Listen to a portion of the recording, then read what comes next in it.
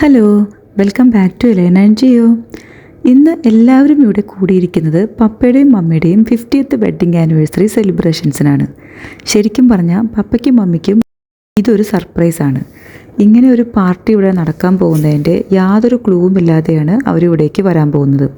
ഇതിന് പിന്നിൽ പ്രവർത്തിച്ച എല്ലാ മാസ്റ്റർ ബ്രെയിൻസിനും നന്ദി പറഞ്ഞുകൊണ്ട് നമുക്ക് ഈ വീഡിയോയിലേക്ക് കടക്കാം അല്ലേ. 50 years ഓഫ് മാരീഡ് ലൈഫ് എന്ന് പറഞ്ഞാൽ ശരിക്കും ഒരു മേജർ മൈൽ സ്റ്റോൺ തന്നെയാണ്. ഇന്നിവിടെ ഇരിക്കുന്നതിനായി അവർ കടന്നു വന്ന വഴികളും ആ വഴികളിലുണ്ടായിരുന്ന കല്ലും മുള്ളും സന്തോഷവും സങ്കടവും അതെല്ലാം ഒരുമിച്ച് നേരിടാൻ അവരെടുത്ത തീരുമാനവും അതാണ് ഇന്നിവിടെ 50 വർഷം പൂർത്തിയാക്കിയിരിക്കുന്നത്. എല്ലാവിധ ആശംസകളും ഈ അവസരത്തിൽ ആദ്യം പറയട്ടെ.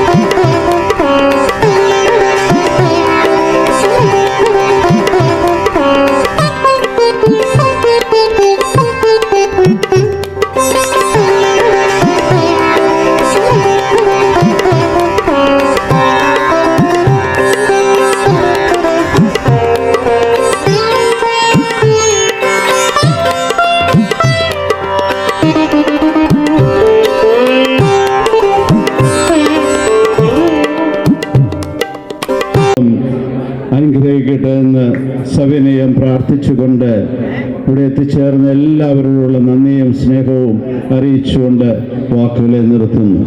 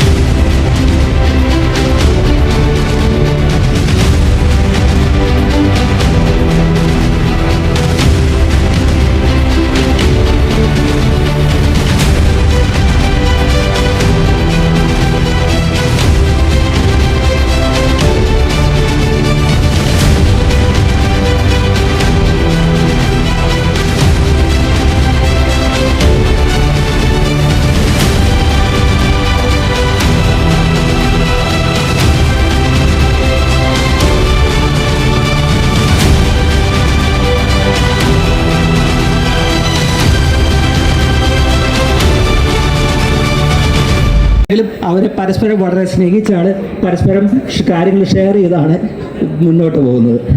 ജോയ് ചാച്ചൻ പല കാര്യങ്ങളും ഒരപ്പൻ്റെ സ്ഥാനത്ത് എന്ന് പറയുന്ന പോലെ ഓരോ കാര്യങ്ങളിലും ഓരോ ഇൻസിഡൻസിലും അത് കൃത്യമായിട്ട് നമ്മൾ എങ്ങനെ ഹാൻഡിൽ ചെയ്യണം എന്നൊക്കെ ജോയ് ചാച്ചൻ പറയാറുണ്ട്.